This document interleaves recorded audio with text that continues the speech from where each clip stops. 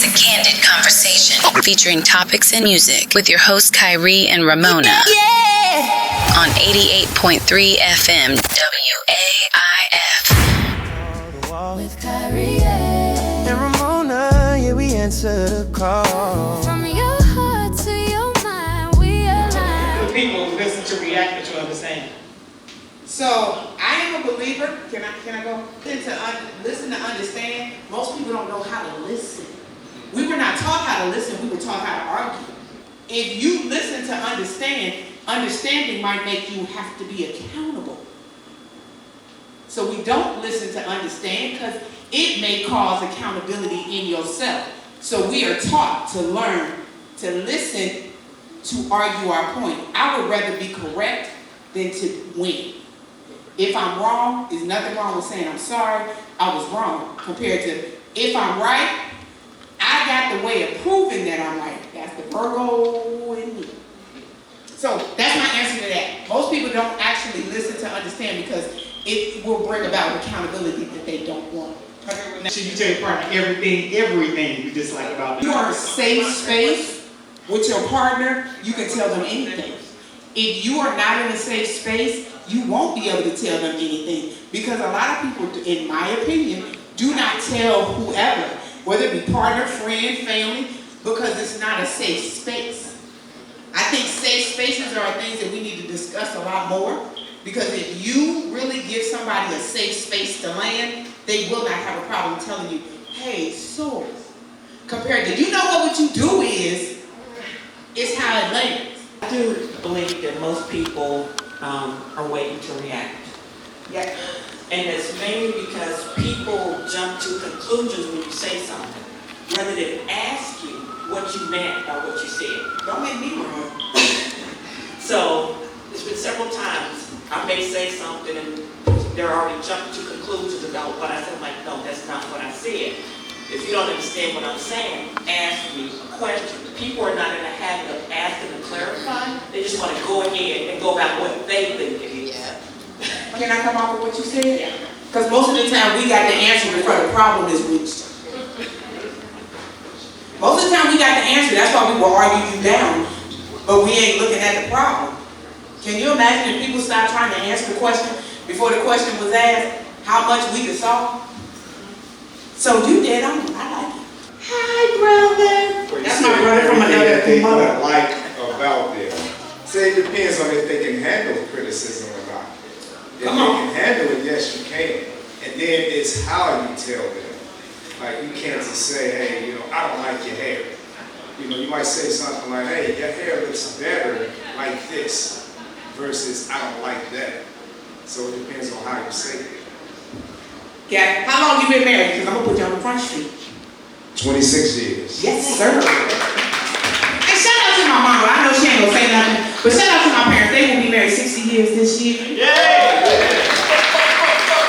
I see my brother over there laughing on each other's nerves. He the oldest, I'm the youngest. Y'all know how that goes. Okay. Next question. Should you judge someone by their social media habits and posts? Yikes. Or do you judge people by their social media habits and posts? Don't follow me. We have actually a couple hands back here, so I'm coming. I saw it coming right here. Coming. Here you go. Me personally, some people they just be posting stuff, and then when you react to it, they don't expect you to. They come off kind of rude, but you expose yourself like that. So put yourself out how you want to be taken in.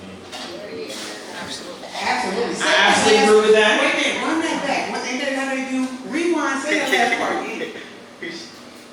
You said say it again? Yeah. Put yourself out how you want to be taken in. Come on. To the mic again. Put yourself out how you want to be taken in. Come on. I like that. That's a good thing. A lot of times people always get upset with people. It's like you showed me so I had to believe what you showed me. Come on, man. But what if they didn't really show you them? Some people post with stuff they agree with, not stuff that they are going through. Okay. So break that down for me. Yes, You can post something that you agree. If somebody says something in a post, you're not necessarily about a relationship. You're not necessarily going through that yourself, but you agree with what they said. You know what I'm saying? So They're not going through it at the moment, they just agree with what was said. They didn't went through it. What if they went through it? Okay. Yeah, Maybe. I think that sometimes we do agree. I think social media is just that, it's social. Real life. It's supposed to be social. Yeah, real life happen outside of that. Well, it is something in real life. Oh, shut up. So listen, y'all may experience what we go through in the studio. He said that I be keeping him under back. I said, no, I don't. It's FCC. I'm just saying. I'm not trying to go to jail because of you, and I'm not trying to be fined because of you. So y'all get to see how we really be arguing in the middle of the music breaks. Like, no, man. But then we come back, we so be so in sync, so y'all get to see that live today. No, because ain't no FCC here, so I can set the fuck off. Yeah! I said they gonna get to see it. Now y'all get to see what I'm talking about. He answered my question. Listen to understand versus respond. He's doing exactly what I said. Okay, next, should you, talk about that. Okay, should relationships come with rules about social media and texting? Wow. You're in a relationship or marriage? Should it come with rules For social media and texting? and texting. I want to respond to the other question. She wants to roll back to one of our previous questions. I want to roll back. Let's roll back. Just one question. Just the one we just talked about social media, when people posting on there. I think some people post on there just to get a reaction out of people. So they trolling. They're trolling. They want to, or they, you know what they call bullies, and they want to be able, because to me, it's not right talking about somebody's child, you know, and just bringing them down. Children and spouses off limits. Absolutely. And then to say that they want somebody to come after them and attack them, because they could have been having a bad day themselves, and they like, come on, make my day. Make my day, say something. I want somebody. I want to attack somebody. That's the way that I feel about that. I think children and spouses and family are off limits. I know most of the people on social media don't care. That's when you get them thumb thugs. And they brave until you walk up on them. Well, no, I didn't mean it like that. I don't care what you meant. You can't strike a match and tell it how to burn. You struck a match and burn it. I got you. So I think a lot of thumb thugs is in that space. We have another response on this side of the room. Come on, brother. Oh, yes. Should texting and social media come with rules? Yeah. Number one rule, be respectful. Exactly. Come on. Whatever you put out there, please be respectful. Exactly. You don't want to, degrade your wife, your family, anything. So you got to be respectful, because somebody's going to see that. It's going to come right back to you and to everybody else when you put it out there. So you got to be respectful. Absolutely. Thank you. Anyone else like to speak to that comment? I think absolutely yes. Because first of all, everything lives. We try to snatch it back if we want. But everything you put out on social media will always come back to you. You got to think about what you're trying to do with your relationship. First of all, your relationship is not meant for everybody anyway. So that's probably number one rule. What are we actually going to put on social media about our relationship? Yeah. So I am a believer that my relationship is public. What happened in it is private. So we're going to have that social media discussion. If you remember the time where it used to be like a guy was scared to meet your daddy, now it's more like they scared to put on social media that they in a relationship. And I don't know where that came from. I don't care nothing about that blue app, that black app, that pink app, none of them apps. What's the pink? Instagram. Oh. At the end of the day, my relationship is absolutely public. You absolutely are who I'm with. But what's happening in it, it's absolutely private. I'm not going on there and start dogging you and start posting memes. Because guess what? If I make my family mad, shout out to my family that's in the building all over here. If I make them mad, but I go back, then what am I posting on social media? Because they pulling up in vans. They don't care. I'm talking about all three of y'all over there, DJ included. I'm just saying. But they gonna pull up. So I think sometimes we need to have that conversation because some people get loose on social media, and again, we got thumb thugs. So. But I think with the social media come with rules like posting. If you see Instagram, okay, people that have naked on Instagram, you posting that, and you're in a relationship. Thirst trap. Yes. So I think that's what they mean by should there be rules to what you post. I don't have to do that. But when I'm going to social media, most men don't even post that they're in a relationship. They'll put single in the box and got a whole wife at home. Did you hear me when I said they used to be scared to meet your father, now they're scared to put on Facebook in a relationship because you know when you put in a relationship, that thing pop up.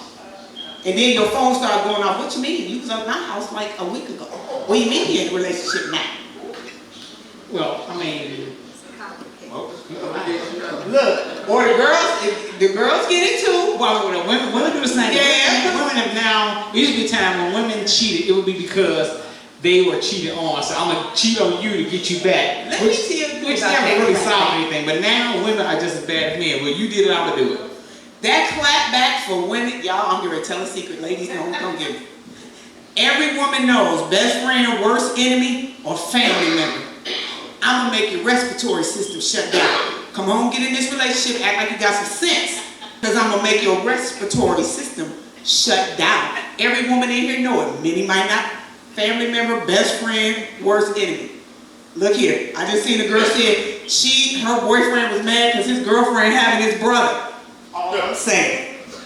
She slept with his dad. Why would you put that on social media? Why would you just put that on social media? Because his respiratory system done shut down. He not breathing right. Now that's one thing I believe. Now, do you all think you should put everything on social media? Absolutely. Wow. We all agreement on that. Why not? Why not? It's none of their business. That, come on, say it again. It ain't nobody's business but your own. But if you put it out there, you did it to yourself. Yeah. That's all I'm saying. Got more another response to that? I feel like social media is the devil, the devil's playground.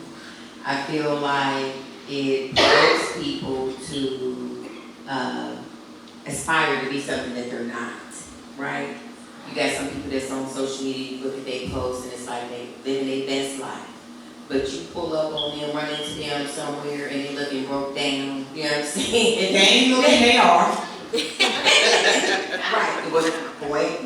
But when it comes to relationships and social media, I feel like if you are committed in this relationship, you know this person, like, yeah, this is, I'm not in a relationship, I don't even look terms no more.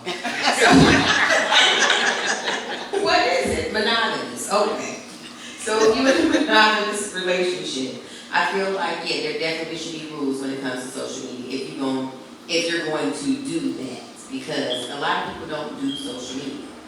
But if you're going to do social media, yes, I would expect, if you're a person that's on social media, I expect for you to say that you're in a relationship if we're together.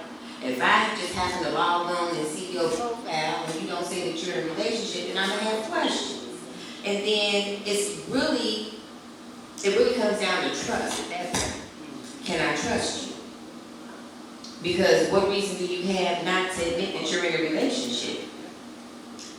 Just a whole bunch of chaos. A whole bunch of chaos.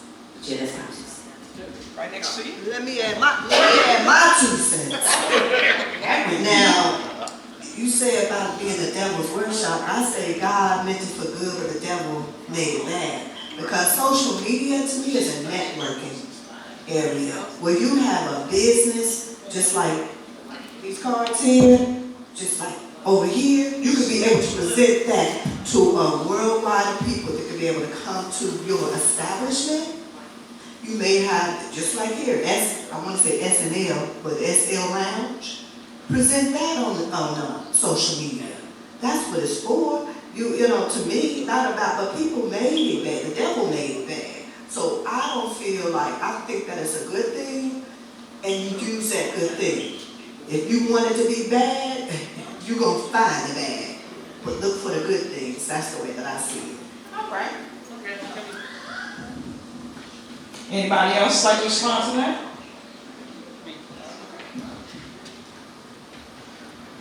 Okay, now I agree with 60. I agree with you. Is what you make it. Social, and like you said, post was depending on what you post. But some people look for that. But I'm gonna take a pause right here. Go and shout out black businesses. But you said something about travel. So we're gonna talk about travel. So if you all are like me and you like to travel, see this young lady here with the person. Her name is Crystal Benford. She has a travel agency. Now let me put this right here. Now, if you are one of the people, because I offended some people I found out with my post about Carnival. But if you one of the people that like nigga shit with Carnival, don't call her. She gonna do it.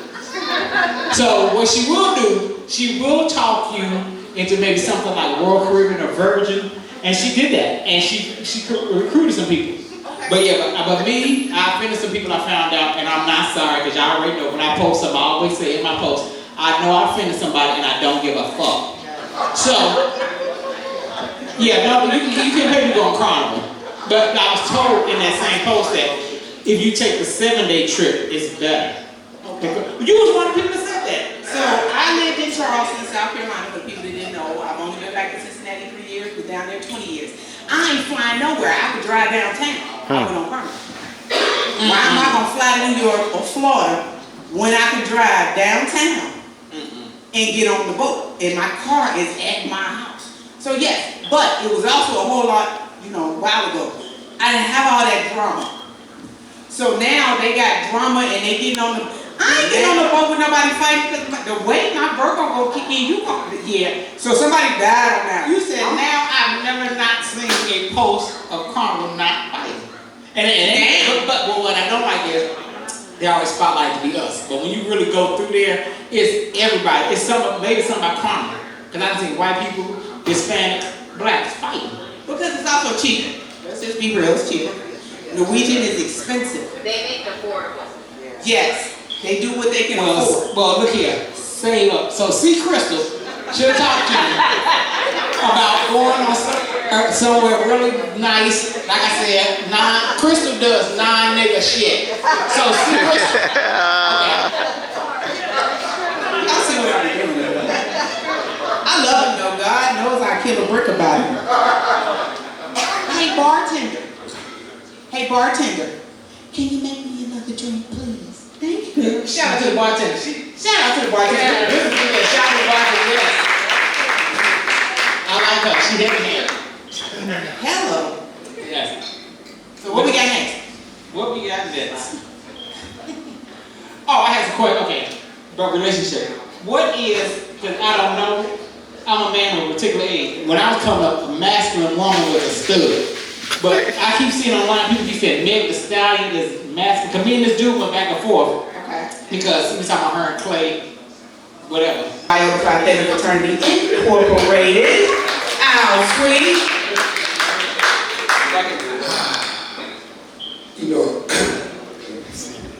A woman that's generally masculine is generally someone who really puts an emphasis on her body as well, putting a lot of emphasis on muscular. But there's women that still enjoy a man, but they're masculine. They enjoy working out to the point where they build themselves up very strong. Okay.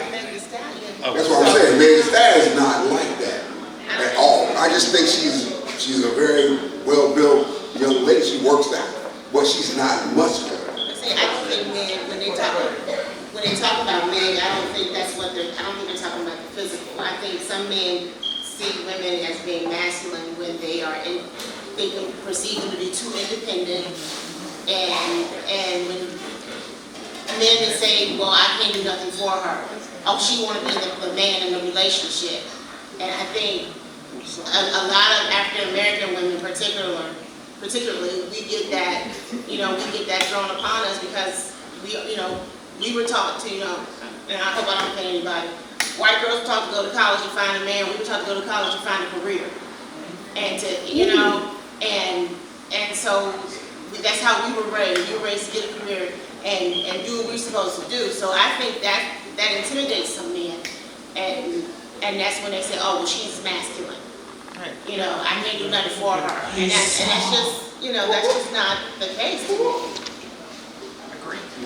Shout out to the lady people. They went to go get something. I agree with what you just said about the going to college, the difference between white women and black women. And we have George. You want to speak on that? Thank you, boy. I love you. I don't disagree with what they said. What I think of masculine women, they like cooch like we do. They trying to get on the same women we are.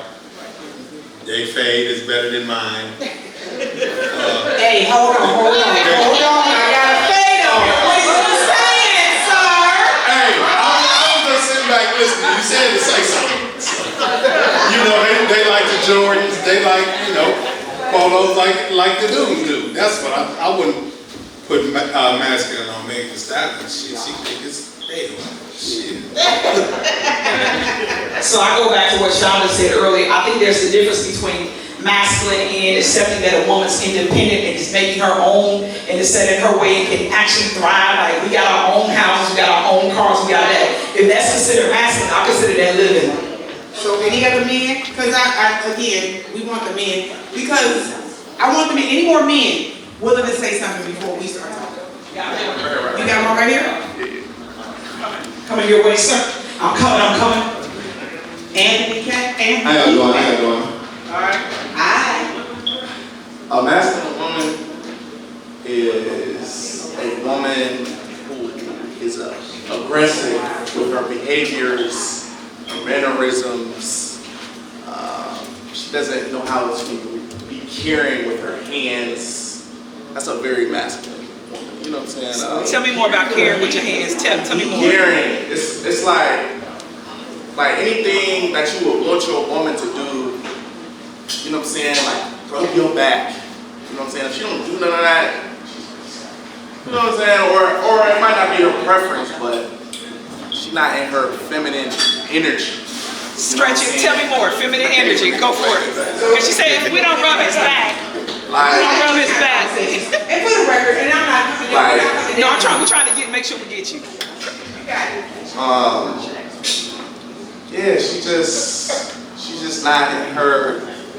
What would feminine energy be for you? A feminine woman is a woman who spends hours in the mirror, or you know what I'm saying, takes her time getting pretty dressed. You know what I'm saying? Yeah, that's a very feminine woman. You know what I'm saying? Smells good all the time. You know what I'm saying? Stuff like that. Stuff that every man in here knows what I'm talking about. Like, every man. So that's you know what I'm saying? If a female doesn't want to get her hair done, that's very masculine. Only dudes don't want to get haircuts. You know what I'm saying? Or, you know what I'm saying? That's what I think. So if we don't rub back, don't spend hours in the mirror, if we don't smell good, we're masculine. Okay. I just want to make sure I got that right. So now that we got all the different ones, and shout out to young people. No, that's not. It's good. Shout out to the men, because a lot of times in these type of environments, men won't speak. So shout out to the men. Please give the men a hand. Let me ask you this. So you saying a woman that's not nurturing is a masculine woman? That's what you're saying? Right. Okay. So, just because she don't get her hair done, maybe she just don't feel like that day. I'm a bald head scallywag up here. Shout out to my sister-in-law. But I want to go back to this sister back here. Because you said white women are taught to go get a man in college and black women taught to get a career. Is there something wrong with that? Yeah, I mean about the black women, because I do see that online too, social media. They always say how black women go their career oriented, and some of the men get angry at that, which they call y'all masculine. No, I mean, Hold on 1 second. I don't think there's anything wrong with being career oriented. I think we have, for some reason, it has to be one or the other. I'm career oriented, and I have a husband, and I think he happy. We've been together for some years. He ain't gone nowhere yet, so You know, I don't think there's anything wrong with that. And like I said, you know, just with some, and it's not all white women. You have white women who go to college and get their careers too, but traditionally, you know, you'll see them and you'll see their parents. We saw it in Ramona. Parents telling them, go to college and find you a doctor. You know, my mama said, go to college and be a doctor. It was just a difference. You know, that was just the way we were brought up.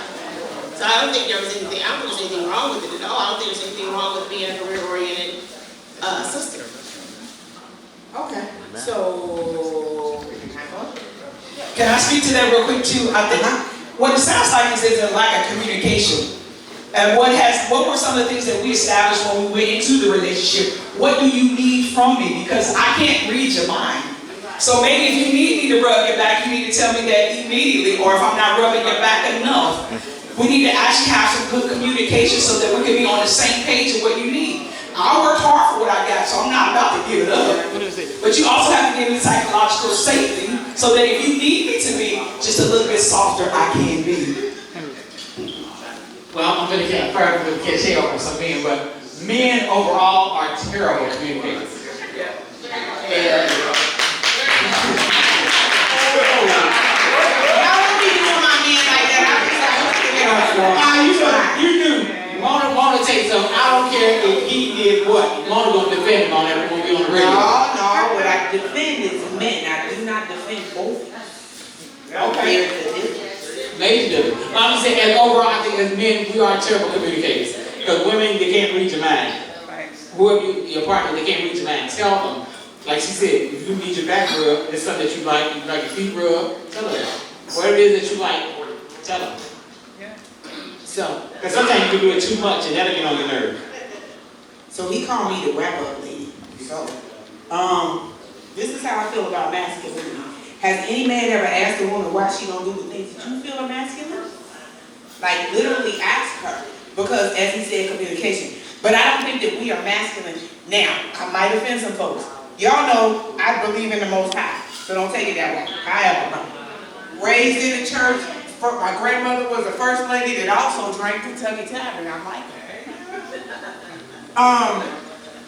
I think a lot of times we have been raised, if you're over a certain age, you were raised to wait on your Boaz. But I kept getting dumbass. I kept getting stupid ass. I never got my Boaz. So what a lot of women did was still waiting on Boaz, but they went and got educated. One of the most educated people on the planet. They went and bought homes. They went and got corporate jobs. So now, we seem masculine. And this is where I defend men. And so my men, y'all might like it, you might not. I feel that now men have to drive the car and change the tire at the same time. Nobody taught them how to deal with a woman with a job. Nobody taught them how to deal with a woman with a career. Nobody taught them how to deal with a woman that make her own money. Most of our Grandma Mabel was in a house coat with pins on. 14 kids, she ain't working. Women today, they working, they going to work. Because see, that 50-50 thing is not a real thing. So I think masculinity came while we was waiting on Boaz. We was getting degrees, we was getting homes, we were getting careers. We were getting all of the things that we need, still waiting. Now, if you have not been taught how to deal with a woman in that space, and you are not comfortable dealing with a woman in that space, at that point, she is called masculine. So, and I'm not trying to defend or offend the church people. We got a minister in the house. Shout out to our moderator. But the church told you to wait. The church didn't tell you wait and just sit at home. Most women would have still been living with their parents if they would have still been waiting. Shout out to my parents because I live with them, but I take care of my 2 peanuts. But I believe wholeheartedly that we had to wait. We were conditioned to wait on him. He's supposed to find you. And in that process, we got everything that we needed. Now when he step in, he can't step in and say, well, you know, I got potential. I got Nikes. What are we talking about? I don't know. Like, potential don't work no more. But you said 50-50 ain't a real thing. And nope. Okay, so what do you mean? Because like, this is just me. I think in this economy, 2 incomes are better than 1. I don't believe in gender role. If the dishes need to be washed and I ain't home, wash them. If I'm not home yet, go ahead and cook. Because I work 12 hours just like you work 12 hours. What if he can't cook? I don't care if you call Olive Garden. Mi Cozumel is my nice place. I like it there. Say, baby, we gonna go to Mi Cozumel. Just meet me there. They got big drinks and they pretty. So, sir, where we go? Cameraman, is that what you said? That's masculinity. She ain't coming home to cook.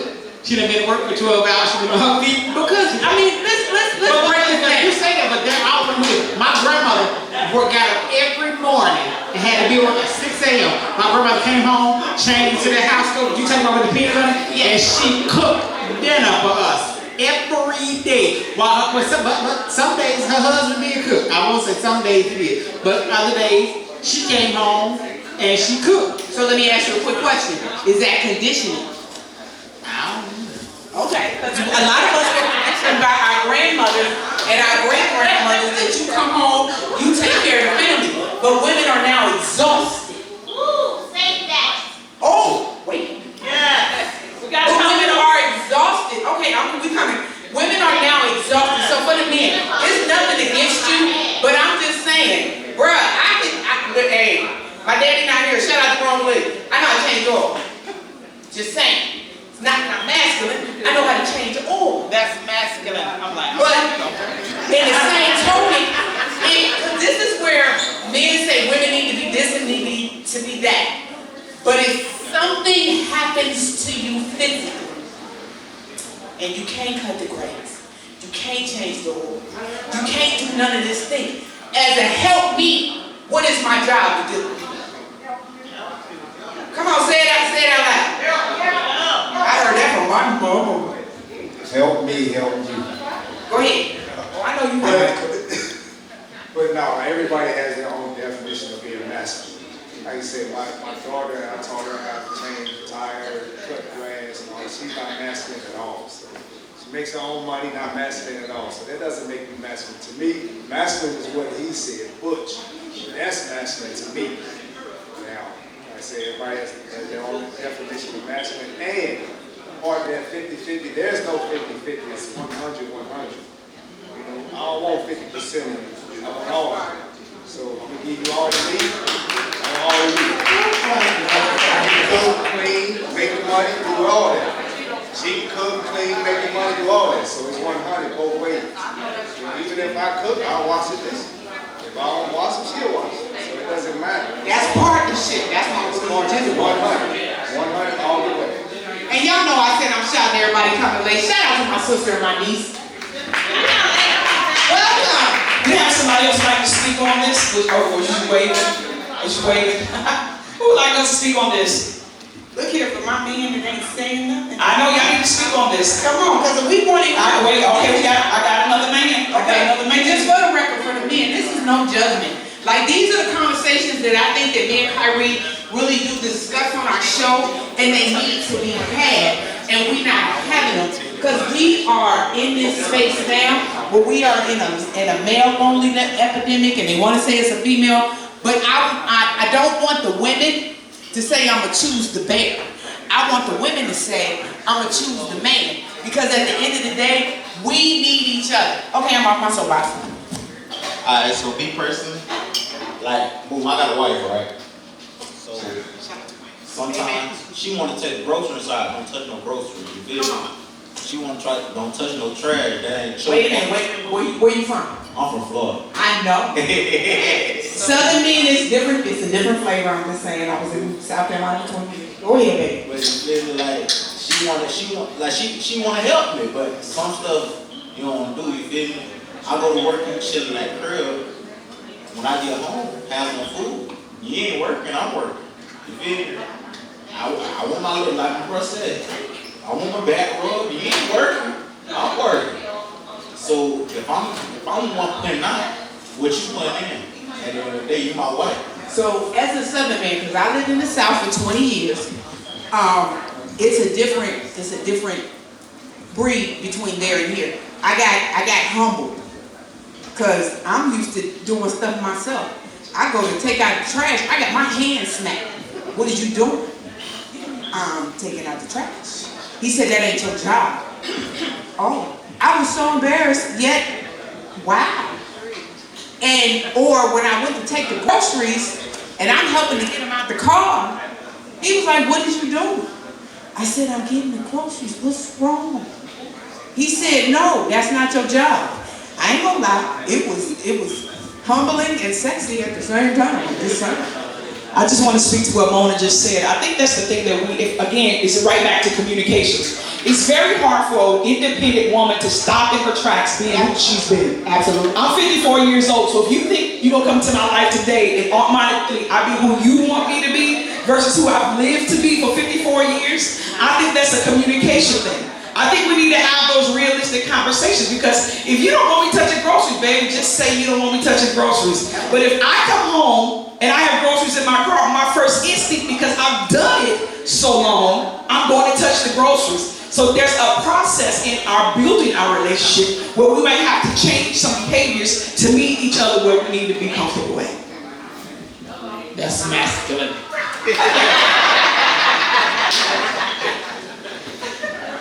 I'm joking. Anybody else got something to say before I ask? Okay. This is the last question for this session. What can we do as a people, black women, to bridge the gap between black men and black women? Ooh, come on, let's talk about it. Sit down, because I'm fat and I got a bad knee.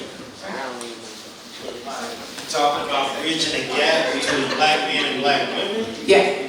We need to listen. Come on. Start out with that first question. We don't listen to each other.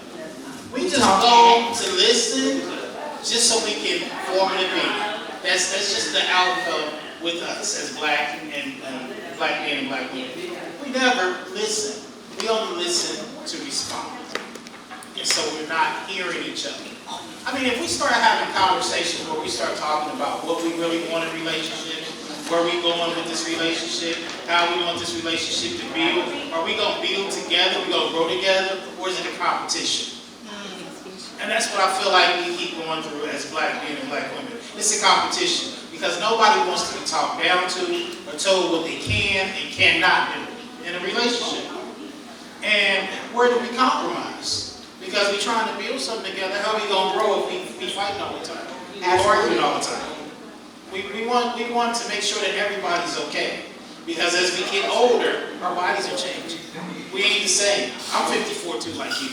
So I know how that feels. As I get older, my body's changing. I'm losing hair in places and growing hair in places.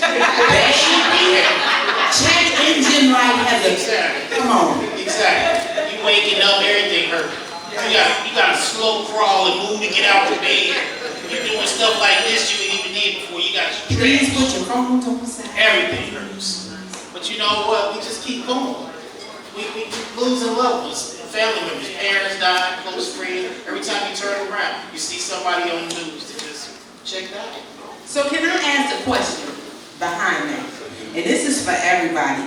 Do we think we are living in a space of trauma? Yeah. Yeah.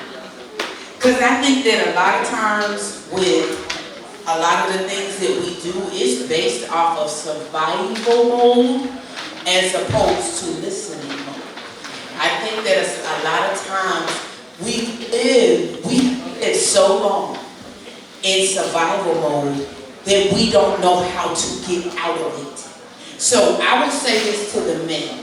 As a woman, any woman here can want to disagree with me. We have lived in survival mode for so long that we don't know how to accept you as who you are as opposed to what we were taught on who you should be. And I'm gonna break that down a little bit for my men. And ladies, if you don't feel that I'm right, definitely, please speak up. But I think that we were taught that a man is a provider and protector. We have never been defined of what a provider and a protector is outside of money and putting your life on the line for me. Have we ever been told that a provider is also not just providing for me, but he is providing the decisions that are best for us? Not me, not you, for us. As a protector, are you protecting me spiritually, mentally, physically, emotionally? Because a lot of times, and this is only, and I'm not a man, but this is only what I see, a lot of times men are not taught how to step into an emotional space. Because a lot of times, men are taught that, hey, what you crying for? Yeah, you failed, but you all right, get up, stop crying. They are never allowed to, at raising, they were never allowed to have a safe space to be able to be raised. So now we have emotionally available men that are adults. They were told to provide. They were told to protect. I'm going to speak on my brother. My brother is a protector. Me and my sister. Shout out to my sister. She's somewhere. She just walked right there. Don't turn around and look at me. But my brother, y'all can tell, and he can tell me if I'm lying. My brother was told by my parents, you protect your sisters. Tell me I'm lying. Nope, you're not lying. Okay, so my brother was taught that he has to protect me and my sister no matter what. Tony, how old are you? Yeah, go on and say it. Go on and say it. It's 10 years between us. I speak mine first. I'm 56. My brother is 66 years old. Shout out to my brother. But his birthday is next month. He will be 67. Shout out to my brother. But my brother was taught by my mother, who is back there, and by my father, who is not here. He is at home, but he was taught, you protect your sisters at all costs. But he also knows there's been times that I'm not okay, and he can recognize it. Because he was also taught, when your sisters are in crisis, you pay attention. See, our men, a lot of our men were not taught to pay attention to that space. And I'm not knocking y'all, because most of our fathers and grandfathers, has anybody ever seen the movie Fences? Okay, so if you've seen the movie Fences, there was a scene in there where Viola was talking to Denzel, and she said, I planted in you and it wouldn't grow. I want somebody to love me too. That is a real place. He said, as long as I'm taking care of y'all, I'm paying for everything, that shows that I love y'all. But if I'm making my own money, how you gonna show me you love me outside of that? So to my men, we are not masculine. We are in survival mode. We are in survival mode. We are always trying to protect ourselves. And for me, we might be going down, but I got a big mouth. And for me though, I am a believer that men need the same soft space to land. Now I'm about to get on my soapbox to the ladies. Stop thinking just because a man is a provider, he don't have feelings. He has feelings. He is allowed to break. I heard a young lady say to me, if my man cry, then I don't want it because he a sissy. I said, if he don't cry, he beating your back. Sorry, Mom. He beating your ass. You gotta give him a safe space to land. So when we get back to how can we fix us, everybody gotta listen. And everybody gotta understand and get this thought process that we were conditioned for. And get into the space of who are you? Not what I was conditioned for, not my granddaddy, but who are you? And we can learn our men a lot better. My soapbox. All right, Ramona Van Zandt. Give Ramona a hand. All right, so that was round one. So right now we're gonna do a trivia. Two trivia questions. We got two prizes. So who in here loves R&B music? Y'all should get these. This is an easy one. What was Erykah Badu born under with? Was it crystals and sage, $1 and a bag of weed, $2 and a nickel? $3. Wait. $3 and 6 dimes. She said. Who said $3? Judy. I knew it was. Okay, Judy. Come on up here and get your prize. You got it. Okay. Come on up here and get your prize. Now the next person, we want y'all to raise your hand and LaShaunda will come to you. Always one that don't do what they supposed to do.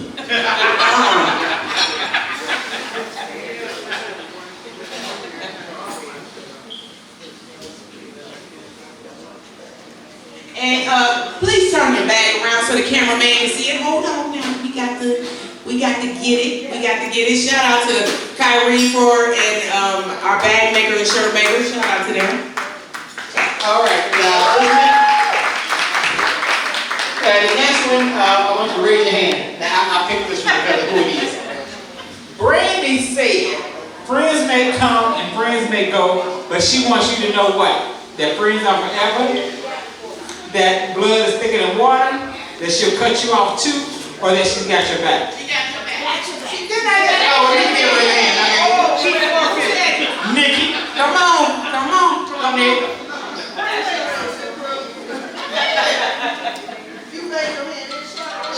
She raised her hand, she didn't shout, no, she raised her hand. Tell the cameraman your bag, please. Can we please, is that you? Wait, what? I know. Now you done made me have to call you out. You ain't even coming to the door. Come on, good.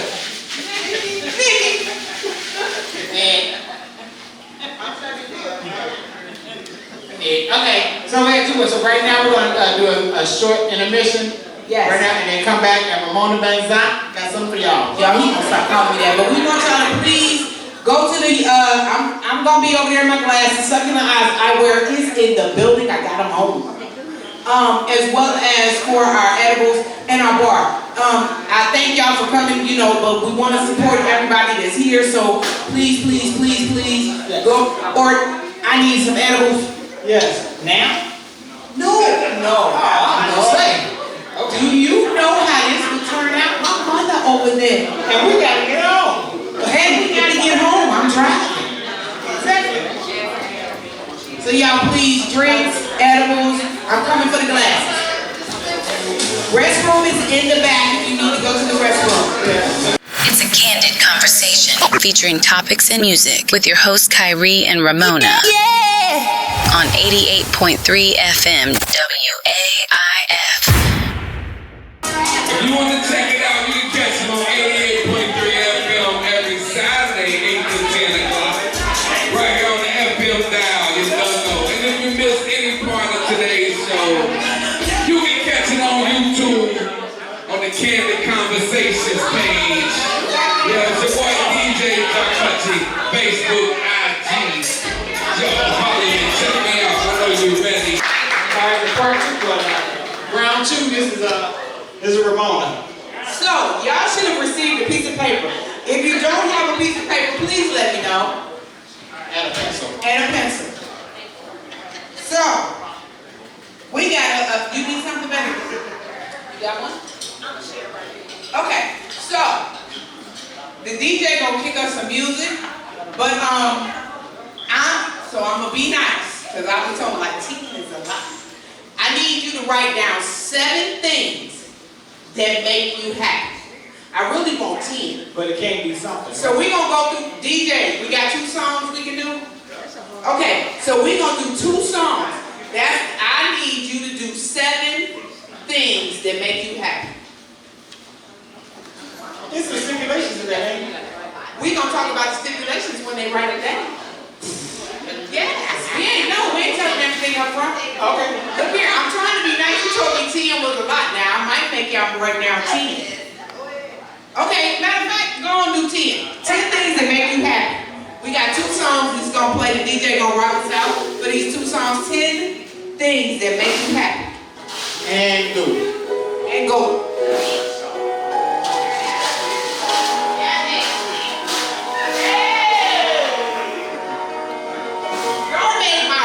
Come out.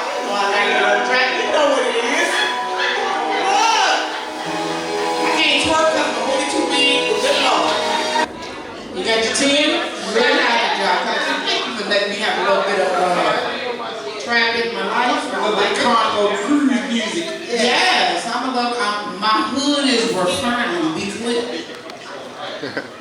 So, who got 10? Raise your hand. I love it. Now, guess what? There's a stipulation. So I need you to go to your list. If it is your children, mark them off. That's necessity. If it is your spouse, mark it off. That is necessity. And if it's your religious beliefs, mark it off. That is your necessity. So whether you are Episcopalian, whether you are Muslim, mark it off. Because at some point, we in our lives are led by what we were either taught or chosen. After that, that's necessity, because you gotta have something to believe. If you don't believe in God, then that means you are atheist and you believe in that. That's marked off. We're going somewhere with it, I promise. So if it's children, spouse, family, religious beliefs, mark them off. Told you, listen to the show. Ramona Van Zant is gonna come. Beloved. Beloved. She my sister in my head, I ain't gonna lie. If it is your job, mark it off. Because it's necessity. No, but some people love their job. Now, look here. As a person who loves being an entrepreneur, I work for no one but my 2 peanuts, shout out to my mama, and myself. I have been working for myself since 2022. I was laid off after 18 years. Baby, I work for me and I love my job. And shout out to Succulent Eyes for all y'all people that got prescriptions. I fill prescriptions as well. Shout out to my mom and my sister because they got theirs on. Shout out to Kyrie, got his on. And I got mine. I don't play no games. Please go get a card. So, we got family. That's children, grandchildren, spouse, all of that. Dog included. Dog included. Because these are necessities. I know. Look, we are a dog family. My spirit angel is Cupcake, my beagle. And I want to do it. Shut up, Tony. Before you say something about me wanting a beagle, I already know. Whatever.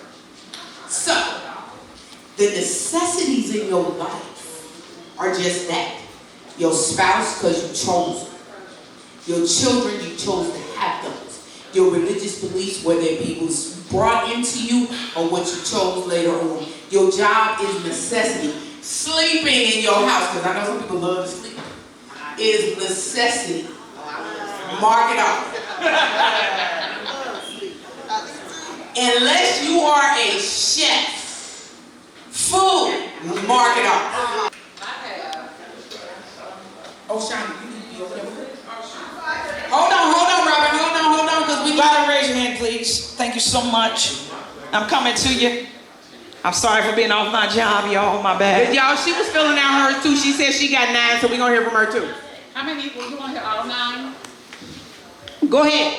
I have communication, peace, independency, organization, being able to laugh, crying, entrepreneur mindset, and friends, gathering, and socializing. So are those actual things you like to do, or are they character?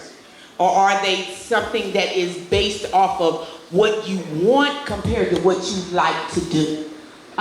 These are the things that makes me happy. So these are the things that actually make you happy. Yes. So which one of those are you doing right now? I'm communicating, I'm at peace, I'm independent, all of them. I cry, and I'm at a friend's gathering, I'm socializing, and I'm an entrepreneur. So that doesn't sound like what makes you happy. Sometimes that sounds like character. And I'm not knocking it, but it sounds like character. But thank you, because everything that you said is something that is necessity. You need communication. Because if a person doesn't communicate with you properly, you're not going to be able to deal with that. Am I right or wrong? No, I'm not. You're not going to be able to deal with them if they don't communicate with you. So that's why I say, is that an actual thing that makes you happy, or is that a boundary that you need? It's a thing that makes me happy, communicating. Okay, so you like to speak, you like to go to gatherings and speak. Ooh. Yes, I'm okay. Right now. Like right now? Right now. Okay, so if I pulled you up here, would you speak? Yeah. See, that didn't, yeah. So, and y'all, we going somewhere with this. But y'all already hear where I'm going with this. I want to hear it. Okay, so thank you, Robin, for that. Give her a round of applause. Okay, and Shonda, we gonna come to you, but who else had 9? Okay, these are the things that make me joyful. Okay. I like having sex with my husband. Come on. I like laughing. I like traveling. I like drinking my Long Island iced tea. I like dancing. I like being with my friends. I like giving. I like sharing. And I like to make others happy. I love it. I love it. I love it. Active services is one of my things that make me happy. Thank you so much. Kyrie had his hand up. Kyrie. How can she say friends, but she can't say grandchildren? Because those are two different things. Your friends. But I choose my friends. But your friends and your grandchildren are part of your children that you chose.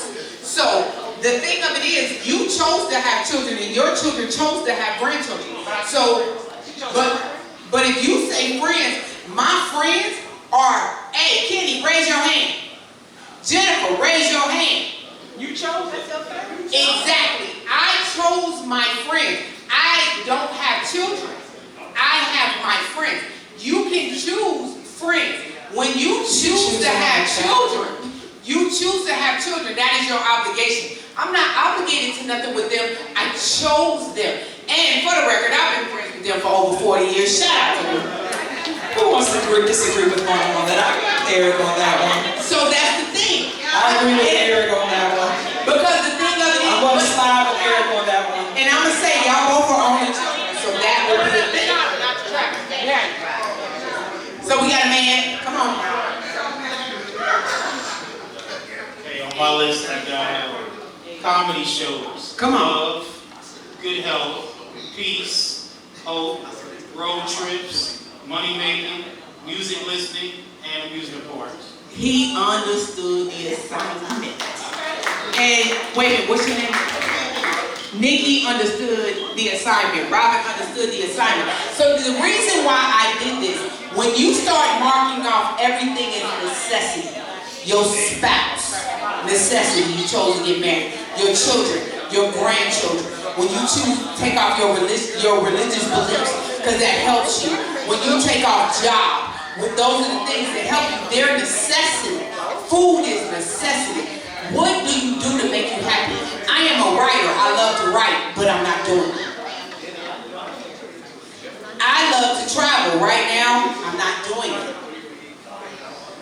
I love to go to events. Sometimes I do, sometimes I don't. Me loving my job, it also pays my bills, so it's necessity. I'm one of the 10% of people that love what I do. So where I was going with this is, are you happy in life with what you're doing?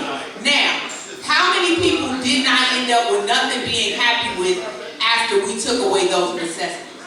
Anybody? Who had at least one? Who didn't? You had one. I got a pushback. Okay, come on. Because you said what you choose. You choose a spouse. I choose a person because I choose to be with the person because I want to do that. Something about me that I like, so I choose that. But then once you decide necessity, that is necessity, because once you get married, that is necessity. There's a lot of married folks in here. That is necessity. You are saying to stay married.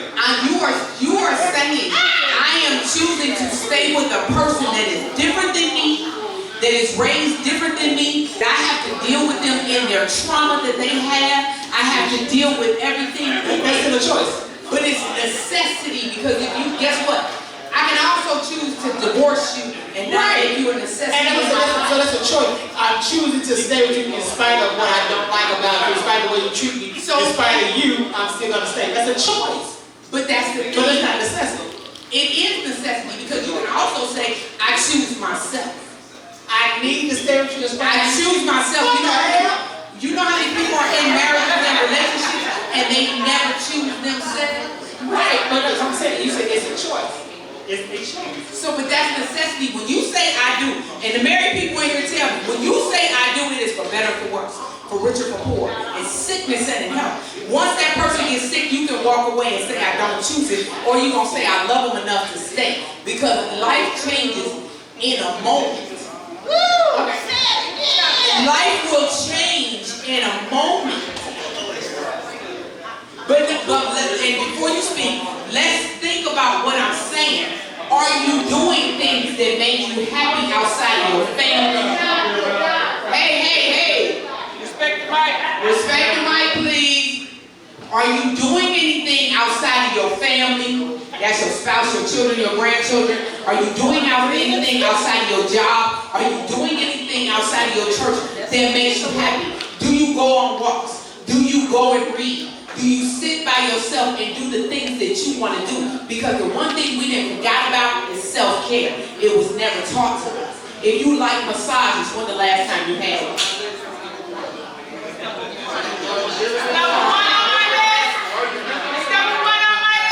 Oh, what is number? Massages. Okay, so we didn't get to you. I'm sorry. Read your list again. Let her go ahead. Oh no, I just wanted to chime in on what Eric was saying in reference to the choice. I think when, in my mind, it resonates when Ramona says the choice. You chose to get married, but once you make that choice, everything within that marriage becomes a necessity. When you make the choice to have children, everything, and once you have the child and the children, it becomes an obligation.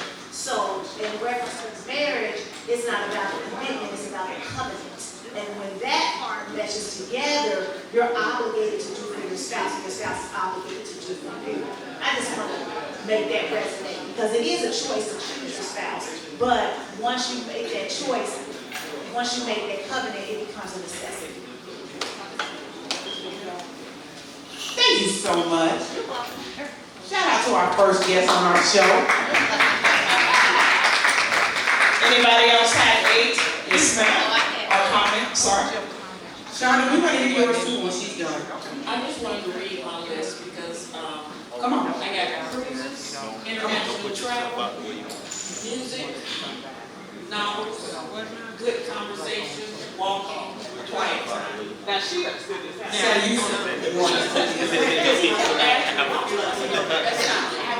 That's just something I do. Right. As far as the travel, I don't go by myself and nobody will go with me. Come on. And so that's the thing. This assignment was not to make anybody feel any kind of way. And if I did, I do apologize. But see y'all later. This assignment is based off of, are you doing things in your life that makes you happy? That's literally what this is about. Doing things. We don't do a lot of things based off of the necessities that we have. We have to pay bills. We have to take care of everybody. We have to do those things. So my whole point to all this is start doing things that make you happy. If there's some on that list that you are not doing, I need you to start. Who, me? I said, if you're not doing the things on your list to make you happy outside of the things that I took away, start doing them. If you like to travel, please book you a trip. If you like to go and read a book, go sit in the park and read a book. Whatever you like to do outside of everybody else, and that's men and women. Your children, and when you go home, ask your children the same thing. Ask your grandchildren. And just give them 5. Tell me 5 things you like to do. Because if we knew what each other like to do, I am a believer that we would begin to make each other happy. That goes back to when we said, are we listening to respond or are we listening to understand? That literally connects to that. So, thank y'all for participating. Shout out to y'all. Give yourself a round of applause. So my list said massages, the beach, kisses, hugs, traveling, concerts, fellowship, friends, and reading. Yes, understood the assignment. So y'all make sure, y'all keep that list is for y'all. Y'all keep that. If you got on there that something that you like to do and you ain't did it in a while, please go do it. Okay. It's a flip side to that also. Were you even able to create a business? Because some people weren't even able to create a business. Whoa, wait. So that's good stuff. Who was not able to create a list? And it's okay, y'all don't want nobody to be embarrassed. Was anybody able to not create a list? Oh, my mother.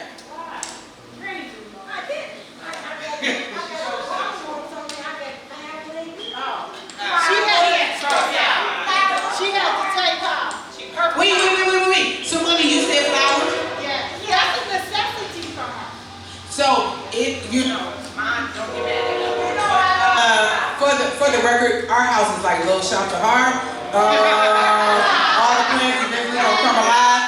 But my mother has flowers in almost every room downstairs, so we got good oxygen in the house. Shout out to Mary Jane. Hey, Mama Mary. But that's the thing. A lot of us are not doing anything that makes us happy. Everything that we are doing is based off of other people. And we don't realize it. And when I did this experiment, when somebody told me to write down 10, I got 2. After they took away everything, I had 2. And I realized I wasn't living my fullest potential in what I like to do. So reading became a thing for me. Walking became a thing for me. I live in South Carolina. Beaches became a thing for me. Because I had to start learning how to step outside of what everybody else wants. And it's okay. Do not feel bad. And shout out to the mothers in the building and the fathers, because sometimes we have a tendency to feel bad when we do things for ourselves. We eat our meal in the car because we don't want our kids to That's being selfish. No, that ain't being selfish. I'm not sharing my hamburger. That's selfish. No, it ain't. Because if I share everything, every time I open up a bag, you ever open up a bag of potato chips and the kids come running from the bag because they heard crinkling of the bag? You get over these kids. And that's why I know I'm not sharing nothing. I can sit in my car, decompress, and eat my hamburger and fries and come in the house and burp in your face and not feel bad. That would be terrible. No, it wouldn't. I don't know what you thought. No, it wouldn't. If I smell burger chef on your breath, right, you'll be all right. I was a burger chef kid. All the kids was. Y'all know that's back in the day. I was a burger chef kid. So let me tell you how that's gonna go. Once I burp, if you get mad, it's a feeling, it'll go away. The next time you laugh, that's a whole new feeling. You all right. So, y'all, for my segment, we're going to allow y'all to choose something that we talk about. So, yeah, what's on y'all mind? What's on y'all mind? Anybody? Shaunda gonna come to you. You tell us and we're gonna talk about it. Hey, bartender. Anything you have on your mind that you'd like to share this time that we can talk about as a group? Kalila, get her. Raise your hand up. Bartender, she wants your attention. Yes, sir. Here we come. We have. Can I have another drink, please? Yep, I got a tab. Y'all don't judge me. Yeah, when you was talking about the Facebook page as far as the man changing his status. Yes, please go to that. Young women are detailed. You know, if you're in a relationship, he might not know y'all in a relationship. You know, y'all didn't talk about that. So you go on your page and change your status. Us men, we don't change the status because we're not thinking about their profile. We did the profile when we set up the Facebook page, and that was it. So now we go on there just to look, see what's going on, and we on. We ain't thinking about going to change no status on the Facebook page. Now when we get married, okay, now we can go change it. But just in a relationship, we ain't thinking about going to change the profile on Facebook or whatever. Now, can I get an opinion? Yeah. Now he did, because the cameraman shook his head like, yo, we don't change. But like, that go back to what I said earlier. Men are terrible communicators. Okay. And I think that falls under having a conversation between you. Because like he said, a woman to change her status. Well, because you going on trips, she cooking your meals, she giving you husband duties, even though you just fuck buddy. And she giving you husband things. So she think you in a relationship and you're not. That's bad communication, in my opinion. And I noticed that a lot of men do that, but they will turn around and blame the woman. Well, I never said I was with you. Nah, but you fucking me stupid. So what? I'm sorry, Mama Mary. I'm sorry. So to that point though, I mean, so let's throw it a different way. Do we as women assume too much, versus also stating that I'm giving you all this because I believe we're in a relationship. Am I assuming we're in a relationship versus asking if we're in a relationship? Oh, Lord, I got my foot, y'all can see it, but I got my foot and hand up for that. And I just want to piggyback off of that because I feel like that falls under expectations. So do we talk about expectations? Should there not be any expectations? Because, yeah. So, anybody else before I get on my box? Go ahead. I set my expectations up front. Right. That's because I don't want anybody to do anything with me, so I'm not going to do it with you. Yeah. I dated this guy, we were dating, and I said, okay, we're going to find this relationship. Oh, I don't believe in that. So I was like, okay, so that means we're not, exclusive. As soon as I started seeing somebody else, all of a sudden we're exclusive. Wow. So like I said, I set expectations up front. Once he found out that, hey, because he didn't want to define it, and I went and did something like, hey, well, you don't want this, so I'm going to find somebody who wants something else, right? Once he found out what I wanted, and like I said, he didn't like what I did, all of a sudden, now we're exclusive. Hey, that respiratory system started shutting down. He couldn't catch his air. We have another comment on that. Hold on a second. Comment? I don't want to cause any problems, but I do think that men are good communicators. Sometimes we just don't want to listen. Come on, Kandid! And it's not only verbal, it's non-verbal communication, it's behaviors. And if you see something that doesn't align with what you think you're involved in, then that's communication. And sometimes we just don't want to accept what we're seeing or what we're hearing. Okay, well, take her for instance. She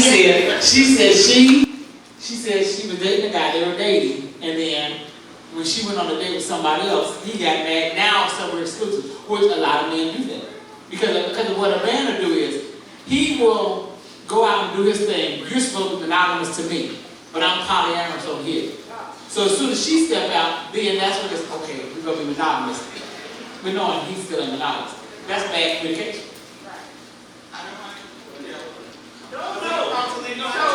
Cousin, this is Kandid Conversations. As long as we look here, cousin, this is Kandid Conversations. As long as we respect what we do, you good. She's still talking. Go ahead. It's that sometimes people just want to keep you from doing something else and being with somebody else. It doesn't mean that they really care about them. Placeholder. And sometimes that's what we have to accept, and we don't want to accept it, but that's how it is. And just because somebody doesn't want to see you with somebody else, doesn't mean that they really want to give you what it is that you're looking for, what you deserve. Right, I just don't know why else that. Exactly. Okay. Yeah, okay, so we got a hand up over here.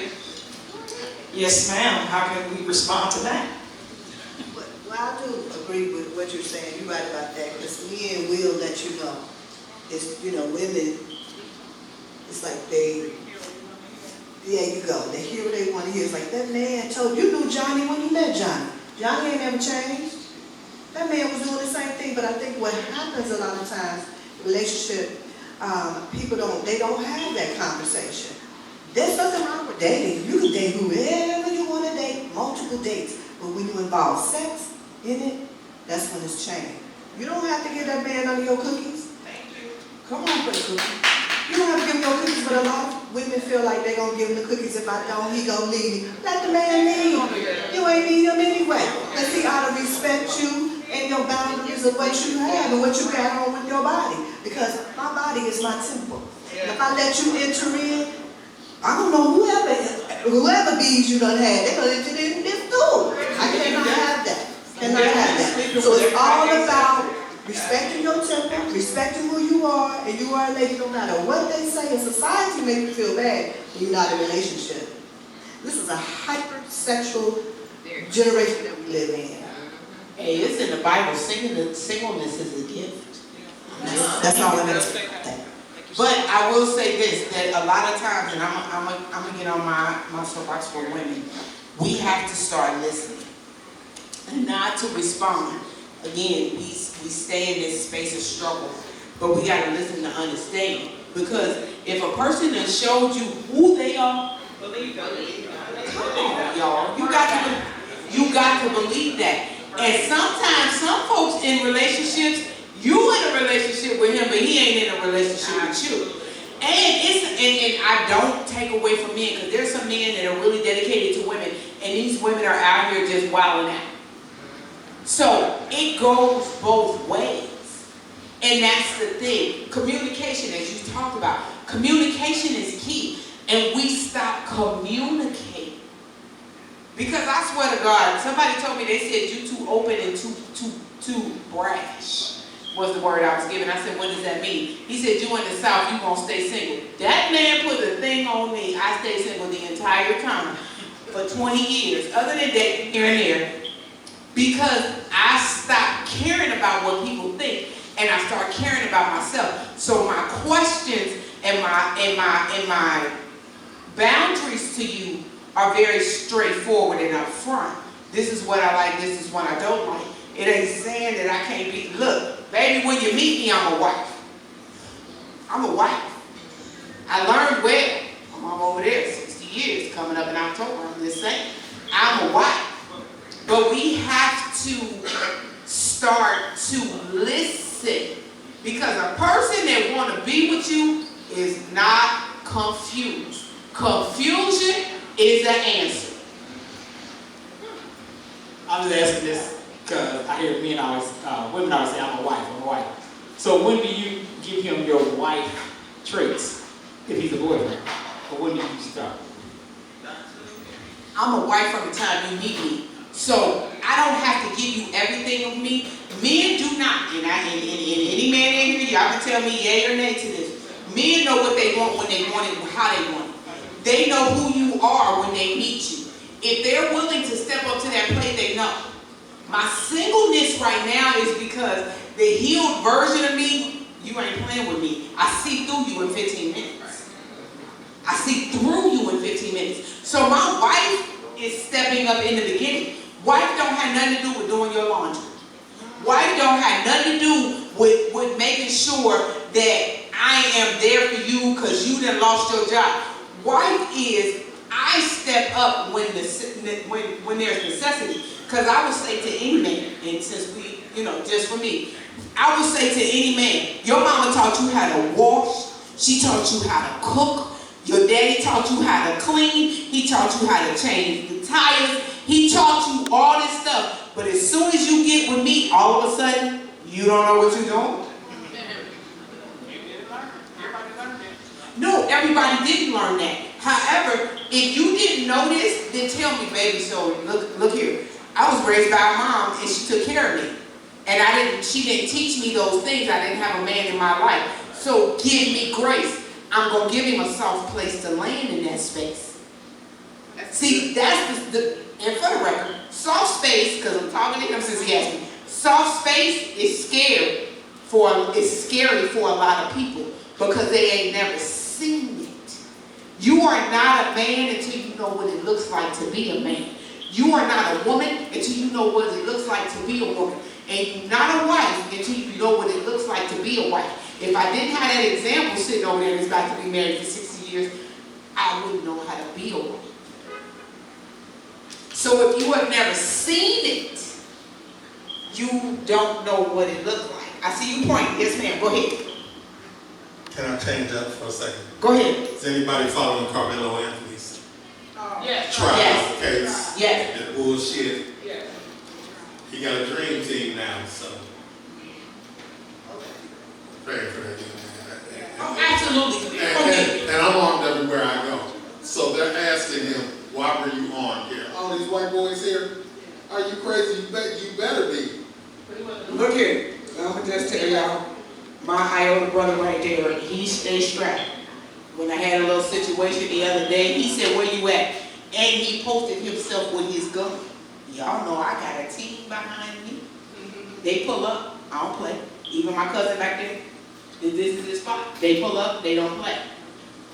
But that, you know what? Thank you for saying that. That is what protection looks like. I remember being at a club, just for the record about men and what we see as protection. I remember being at a club, and this guy was messing with my niece. I had on a dress, but I tied it up in between my legs because that's the hood. And I took off my shoes. I said, what you ain't gonna do is play with her. What I didn't know is that man back there sitting in the green that owned this SL, Solomon Lawson, came out the door and said, hey, cuz, what's happening? See, when you have protection in you, it doesn't mean if it's your woman or if it's the women around you. He pulled out and said, hey, he didn't even joke, he didn't even laugh. He said, hey, what's the problem? Do you remember that? By the way? It's a whole lot of situations. Yeah. But he came outside and said, hey, cuz, what's happening? When we look for protection, we look for that. I'm spoiled. Because that one came, I didn't even know he was in the club. That's what protection looks like. When he put himself with the gun, he said, where you at? That's what protection looks like. Protection comes, a lot of women have family members that don't play. My cousin, the DJ, pull up. We didn't have situations, pull up. So for my men out here, please know and understand, when we talk about protection, there's a lot of women out here that got it and see it and we spoil it. Go ahead. In terms of protection, I think it goes beyond family. There's a lack of protection for the black woman, period. Yes. I feel like, you know, if you see something going on, you know, a lot of people don't want to get involved in domestic situations and things like that. And I get it, I understand. But what if that was your sister? What if it was your mother? Then you would be quick to act. But that is somebody's sister. It could be somebody's mother. So why would you want to see this person getting harmed or hurt? The question I have is, for black men, why is it so hard to even step up and be a man in these times? Because it's a lot of young boys in grown men bodies. Okay, so I want to go back a little bit, George, to your point. If you know about Carmelo Anthony, if you have not read up on him, because now videos are coming out, and the videos that are coming out are talking about the lies, and we just make sure you're safe in these environments today. I need to say that because he brought it up, because this young man was lied to. And for the record, you know the prison system got their own network. Anybody that knows anything about the prison system, it has its own network. He is being protected. He is not only being protected by the black men, he is being protected by the Muslim men. He is actually being protected by some Aryan nation men. Because they said, we know they lied. We're not going to touch him. It's been a bounty put on his head.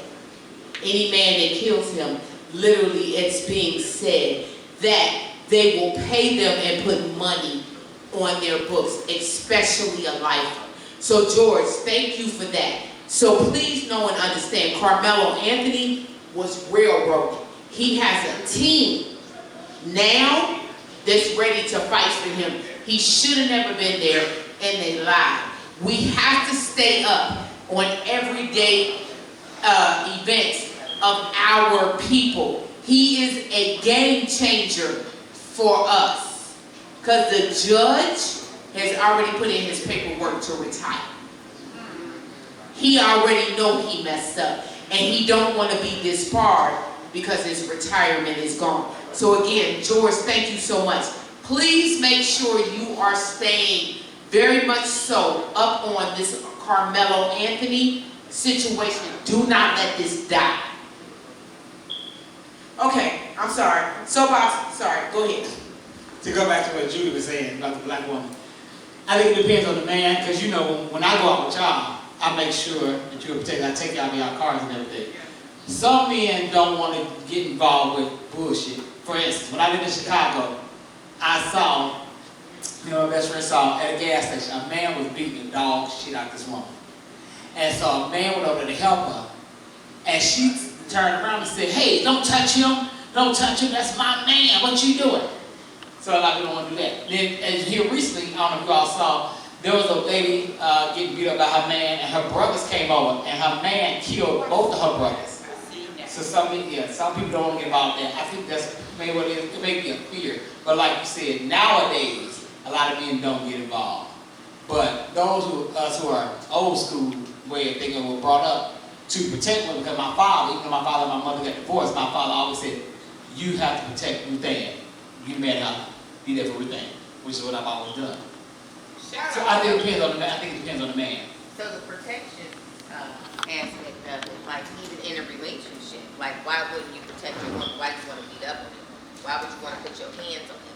Now, Here. well, let me ask this question. If he ain't never seen healthy, how he gonna know healthy? Healthy and beating is two different things. I think that's, But this is the thing. That's a totally different conversation. Look, but this is the thing though. If I'm gonna, I have not seen my father put his hands on my mother. Right. So I know that that in every relationship has whatever they go through.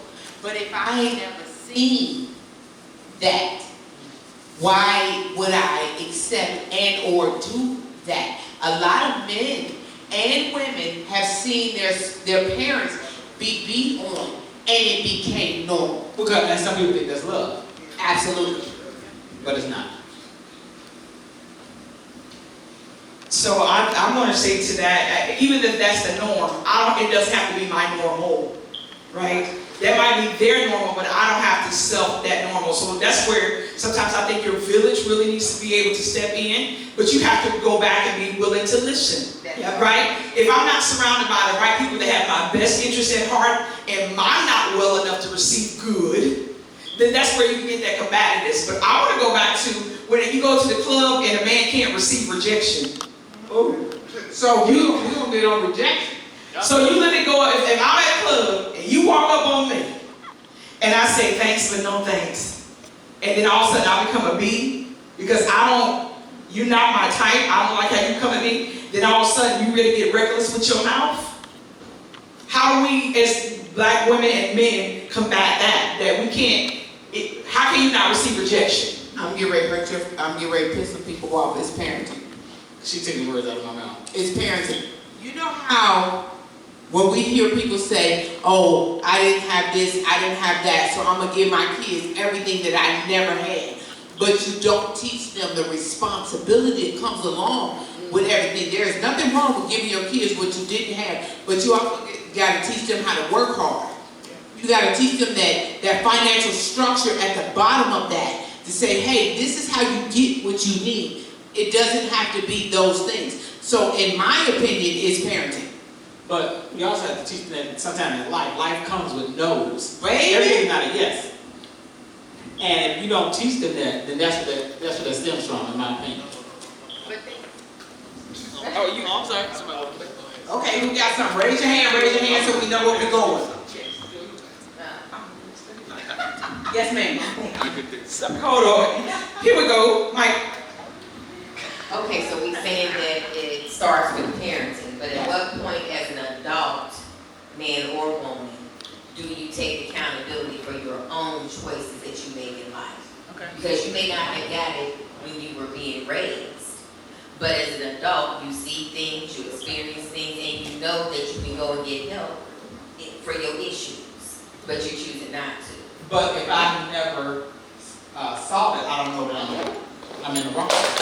I've always been given this. But you may not have seen it in-house, but I'm sure you've seen it somewhere else. But if I'm used to women always saying yes, yes, yes, yes, yes, and you tell me no, that's different. But I'm not making an excuse for it. I think that's crazy. I think it's crazy. But here's another thing when it comes to some men, I'm probably pissing people off. Okay. If a man would become more confident, then that wouldn't happen. But I always say men are more insecure than a woman because a man will always lead, most men, not all, will lead with his wallet and not himself because he's not secure in himself. So I'm going to lead with my wallet. But then when the money runs out, all of a sudden she's a gold digger. You gotta have a little bit of gold. I'm just saying. She said you gotta have a little bit of gold. But that's what the insecurity comes from, because I lay up with my wallet. I'm not secure in myself to lead with me. I don't think you're gonna like me for me, because I don't even like me when it comes down to it. So how can I expect you to? Just so everybody heard me in the back what I said you gotta have gold. Now, I am not a gold digger, but I keep a shovel in my shoe just in case. Just saying. But a lot of times when that thing is, if you leave with money, then all of a sudden you a gold digger. If you are secure in who you are, your first date could be at a coffee spot. And I spent $16 for me, you an $8 cup of coffee, and me. And we learn how to just deal in that space. A lot of times, if you leave with money, that's what you're gonna get. But however, when I say this with a safe space. Women, we gotta stop leading with our sex and our bodies. Because a lot of times we lead with sex, we think that's the only thing they want, and then we think that if I get it sexually, I don't care. Oh, wait a minute. Sorry, Mama. I don't care how good your sex is. If a person does not want to be good to you, they won't. You can make them feel like Kenny from South Park, and you can just blow up and you got explosive daggone diarrhea because you just love this person so much. But if a person does not want to be good to you, they will not. I don't care how much good sex you got, and this is man or woman. I don't care how much money you got. I don't care how much you pour into them. If you are pouring into a person that does not get who you are pouring into a cup with a top on it. To your point, I just want to say, I always tell my sisters, look, because he took you out somewhere to let's say Morton Steakhouse. Ain't got Morton Steakhouse now. What the big steakhouse is? You don't own it. Well, no, Ruth Chris is beneath. Some women now, yes. So, if you go there, you don't owe him sex. I think that's the dumbest thing in the world. Because he done saved up 2 paychecks to take you out now, so you gotta give him sex? Because you know he can't afford it on the regular. Well. Most people. No, they can't. But when did Ruth Chris become below standard? I do have a question. Okay. Okay, we got a date set up. Who should pay? Or should we? Whoever asks. Whoever asks. Is the first date? Yeah, first date. Well, in my opinion, whoever asks. In my opinion, whoever asks. If I ask, let me see. So this is my thing. If you ask, you pay. If I ask you out on a date, then I should be paying. If you ask me on a date, you should be paying. We as women gotta stop thinking that a man gotta pay for everything. If you ask me on a date, I don't expect nothing less than you paying. But if I say, hey, just meet me, hey, let's go have some drinks, guess who paying? We've been conditioned to think that the men don't make it. You just went masculine. But this is the thing though. Because I had a guy, I asked my friends, and I'm going to just use myself as an example. When I was in Charleston, I asked my partner who down there, my best friend down there, and her cousin, and he brought his boy, and I asked him, hey y'all, let's meet for drinks. I paid for everybody, and her cousin's friend was like, well, why you paying? Because I asked. He felt that I was masculine. And so I said to him, I said, but did I ask y'all out or did you ask me out? He said, no, my boy was like, my girl going out to eat because we just going to kick it. She said, come on, and he said, so you asked. I said, so what's wrong with me paying? And he was like, well, but see, you don't know when you ain't seen it. He the only one used to pay it. So the bill came up to like, and I'm not bragging or nothing, but the bill came up like $250. I pulled out $250, here you go, and we was ready to go. And he was just sitting there like, wait a minute. That's because you only dealing with women that have been conditioned to know that a man has to pay for everything. I've been conditioned that if I ask, I pay. And I'm not mad at that. I don't care if we spend $250. I said, let's go out. But he's been conditioned for that. I don't know woman to speak to that. Do y'all agree with her? I agree. Okay, so we're going to have women. I agree. Masculine food. My bad.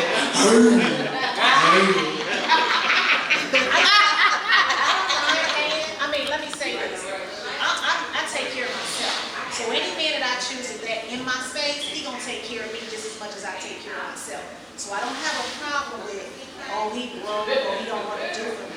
So therefore, I eliminate all that because he already knows when he steps in my world, I'm good to myself, and he doesn't have a choice. So that's already understood. If I'm good to myself and whoever I'm with, I'm gonna be good to them as well. So I don't have a problem with saying, hey, let's go somewhere and I pay. Now that's not gonna be the norm, but I would do that, but that also lets him know she got me when I would have it, or she got me when we, it's not just about that investment of that meal, that investment of that drink. If we're in a city, if we're a couple, he knows that I always have his back. I can always step up when I need to. Come on, help me. And that's what it needs to be all the time. Now, I did have a situation where it was a gentleman that I was dating, and he always paid every time we go someplace. And I would say, hey, you mind if I pay? He'd be like, no, I don't want you to pay. That's fine. Right. You know what I mean? And I respect that, but I did ask. Right. But it's nothing wrong with, paying, but I don't want to come across again in my masculine spirit as well. So therefore, I'm gonna ask.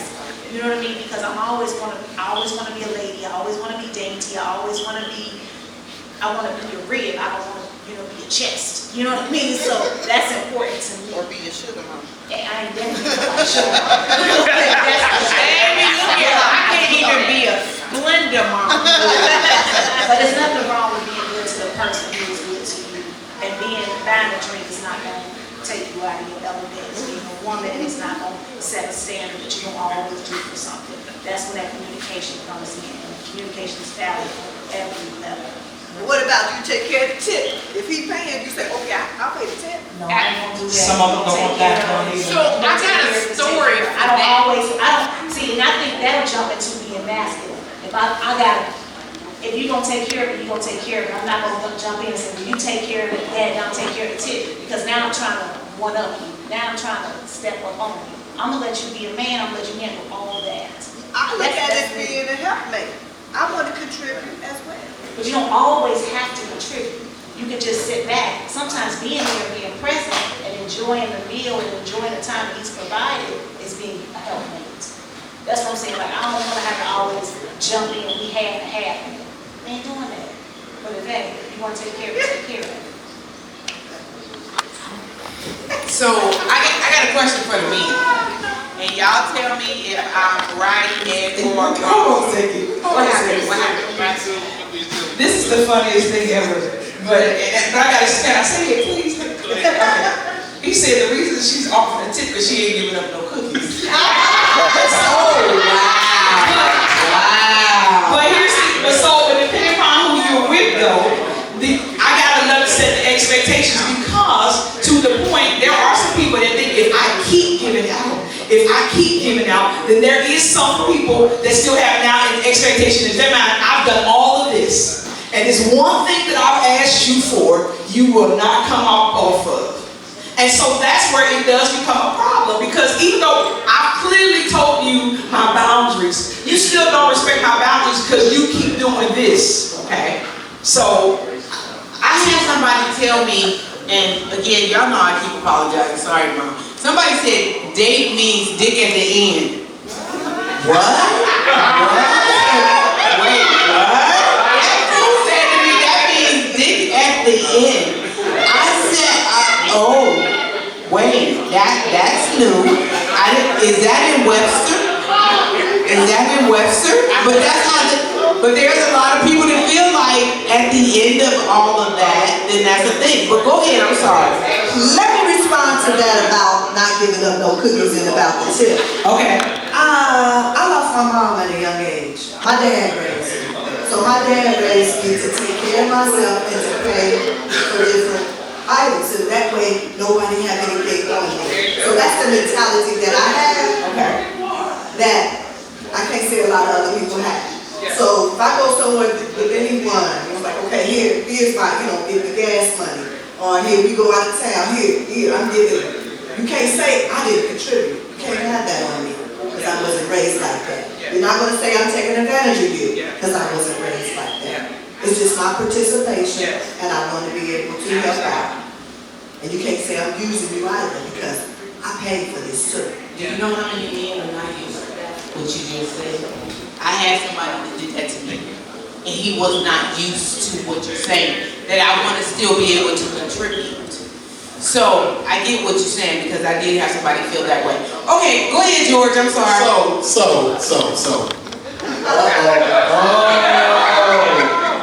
Are we saying that every woman that is paid has never expected sex from a man?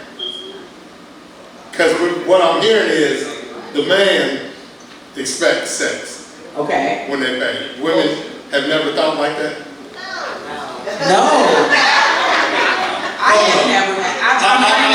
know we can't speak for every woman here. Yeah, so if you have expected, ladies. Come on now. Put it out there. If you paid, did you expect sex at the end of the day? Nope. Okay, so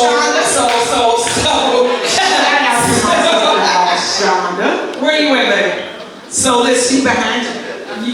You got something to share? Oh, she said, hold on. Come on, girl. It depends. If I'm really feeling him and I ask him out on a date, then that's what I'm expecting. Hey, shout out to that girl station there. Y'all give her a round of applause. So listen, I think it depends, like depending upon what your relationship is, right? Sometimes you want something at the end of the night. I don't think it's a matter of it. It's just I want something at the end of the night. And so the expectation has been set, or at least I've given you all the signals to say something's going to happen at the end of the night. And for the record, like, it's okay for women to have their sexual freedom. It is okay for that. Like, we need to get back into that. Well, I'm going to say this for you. Do you go get tested before you have sex with that individual? Yes, God, yes. Yes. Both tested. If you don't know me, I don't know you, everybody, before we even step into this arena. Now, of course, people are getting comments, but if you are not keeping up with the news, HIV is back up on the rise. STDs are back up on the rise, so just laying around with anybody right now is just you playing Russian roulette with your cootie cat and your pig. So you need to be careful. All of these things are out here on the rise because we've gotten so comfortable and relaxed. And people are just doing anything. There's so many complications that we could talk about this all day. But just be realistic, y'all. Every disease that we thought we had eradicated are all back up on the rise. So I would recommend if you out here living your best life, because you grown, you can sleep with whoever you want to, but you should also get tested because I think somebody said it earlier. I'm not just sleeping with you. I'm sleeping with everybody else you slept with too. So just be mindful. Who's really thinking about that in the time of dating? I'm just asking a question. The Lone Ranger, okay. Sorry. Thank you, sis. Thank you. Thank you. Look. He raised his hand. He said yes. You can't be careful. I want to live. They got this. Wait a minute. I want to live. Okay, y'all. So I hope everybody got their goodies because Our Lady Relief is actually, Queen Leaf is actually leaving. So did y'all get everything that y'all need edible-wise? Y'all need your edibles before she leaves out the building. Go home. She's leaving. She got some on the table with a QR code. I think. There's some freebies up there from movies. And of course, we have but see, this is usually when I have the most people up there. But I'm in some pain this week. We are not going to call out anybody. If you choose to stand up right now, we're going to get your stuff. Oh, you want one? Kyrie said he would. We ain't doing no judgment whatsoever. How do you eat this? Wait, hold on. We need some recommendations. Hold on, we need some recommendations of how you eat this. We have no judgment in this space. listen up on how it's consumed. And for the record, if y'all chose to judge me, I would Listen up how not agree because I bought one of everything. Don't judge me. I just want to say, this is Okay, hold on. Respect the mic. one of the big reasons why I'm retiring from doing this. This is my last go round. I've been doing this for about About 6 years now, and there is nobody in the city that can touch me in this game. Oh. For the simple fact, there is nothing that I cannot infuse. But one of the reasons why I'm not going to be doing this any longer is because, for one, we have a problem supporting our own. Come on. And there is not too many people that do things that I do when it comes to this. You're not going to find peanut brittle in any dispensary in the country. There is nobody that does that. You're not going to find a lot of this stuff, but I hope everybody got a chance to try them. If you didn't, there's a few extra ones. Well, there was. When it comes to these Rice Krispie treats, if you're a newbie, just cut it in half. In half? You can cut it in half. Now, if you're gonna get nervous about it, the best thing I can suggest is when you're at home, you done took your bra off. Ladies, y'all know we ain't going nowhere. Take your bra off. You take a piece of that, you gonna wake up asleep. She said you gonna wake up said exactly like I was trying to do. Yeah. But this is an experiment for me. Listen, this is pain relief. Oh, well, please nibble sparingly. I'm gonna cut it in eighths. Do you got any more over there, Steph? Shout out to y'all give her a round of applause.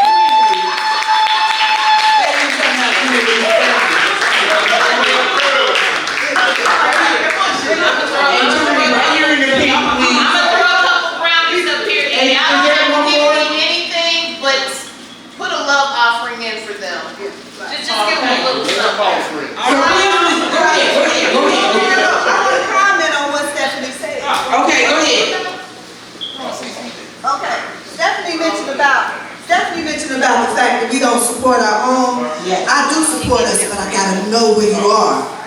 I had no idea who Stephanie was, but I got her information. I said, because I'm gonna support her in her next venture. Come on. So it's not like we don't know, so we have to be able to, I think, was there books out there like Black Voices or something like that? So that, we need a Cincinnati Green Book. And I want y'all to come back into this lounge, because it's a beautiful. As y'all can see, this is the vibe all the time. Wait a minute, Solomon, you told me Thursday, or no, Friday. No, Thursday. Thursday, Friday, Saturday. So y'all come back down here. As y'all see, it's a vibe all by itself. And you grown. As you see the sign that's 30 and up. Oh, shout out. So I know we interrupted everything so everybody can go get their edibles. Please make sure y'all support, and support. The bar, shout out to the bartender. Thank you, boo! I like you. But, okay, you ready? Come on. You tell me what we're doing. Okay, so we got, oh, wait a minute. I didn't pull it off. There we go. Do it. Okay. Oh, I had to turn mine back on. So we are about to do the raffle. Yes, we gotta do the raffle, the grand prize raffle. Now remember I told y'all the raffle, they were pumpkin. So the question is, on February 22nd, 2025, what was our very first show about? Raise your hand. What is it?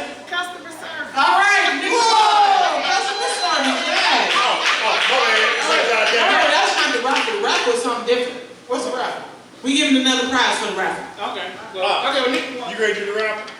Yep. I'm checking. You gotta give her prize. I'm checking. Okay.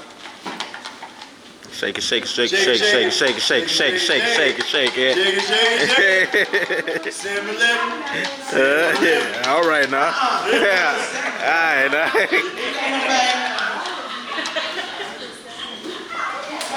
Now we need everybody to pull out their raffle tickets, please. If you're still here. Shout out to Tony White, like Vanna White, like shout out to Tony White, my brother. Hey.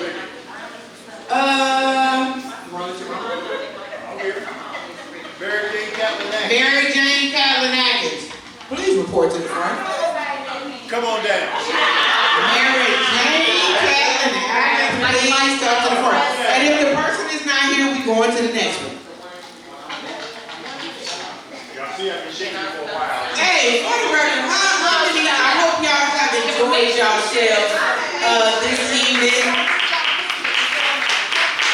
out to our moderator, LaShaunda Ewing. Thank you for running around with us as well. Shout out to y'all, country, the DJ did his thing. Shout out to the bartender. Shout out to SL Lounge. We gotta shout out everybody. Shout out to Queen Lee as well. All right, Mom. Mom Mary. So you gotta close your eyes. I ain't no cheat. You still got two. I got two. You got two. Okay. What we got? Get them succulent eyes on your face. That's right. And the number is 71671-081. 081. That's the last. We can do the last three. 081. Okay, look at the tickets. Look at the tickets. Because if the person is not here, we want to the next one. Not the bottom of the purse. She digging over here. Now, Julie. She is digging. Are you sure it's that good work? What is it? 081. That was me. All right. Look at that. She got it. She got it.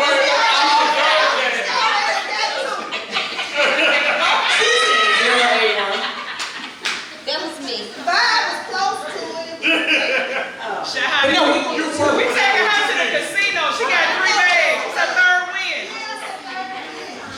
This is the first. Let's go to the casino. Baby, take her to the casino. No, it's the lottery still ain't over. We going to about lottery numbers. all right. So y'all still got your tickets out, right? We need that real money. Everybody still got their tickets out? Yeah. Oh, it's another big one? Come on here. Yeah. Come on here. You make this. Mary Jane, you didn't want to sit out? My Mary done. Oh, that's okay. Eric over here picking it. We got a part 2. 074. Me? Come on. It's a scam. Still ready to hear that now. It's a scam.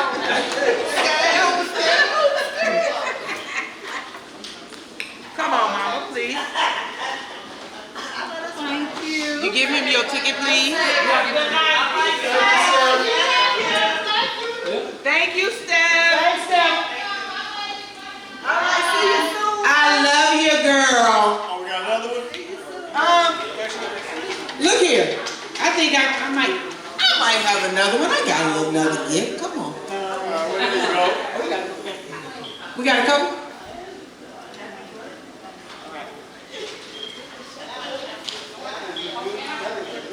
Zero 86. 086. 086. Oh, my bad. Hey, come on. My bad. 086, come on. Give me the Oh, my God. You over there. You look here. You know you have reached a certain age where you need at least 4 steps before things get right. It's like, you know, like how you got to pull the lawnmower at least 3 times before it starts. I don't know about nobody else. Here you go, baby. Again, shout out to Bella Fiamma for the beautiful gifts as well. What I get? Go on, open it up and smell it. You tell us what you think. Oh, okay. Come on. Open it up. You right here. We doing it all. Come on. What do you think? I like it. Oh, come on.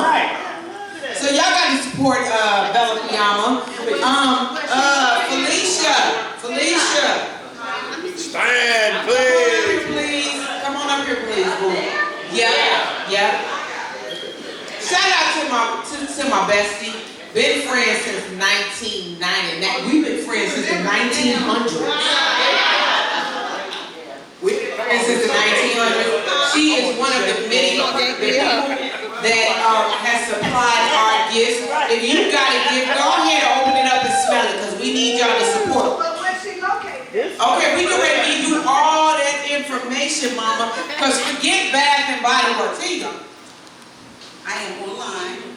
On my website, I do have a link for events, so you can either come to me in person, wherever I'm at that weekend, or shop online. I do ship, and I offer free local pickup.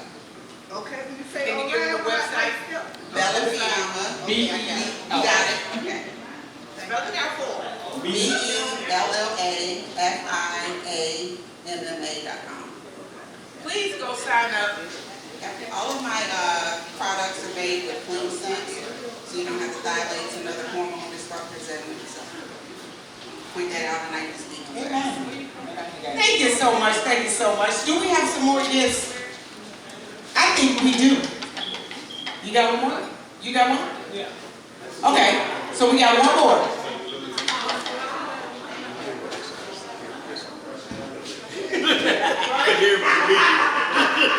One more. The next person's not gonna be here. 087.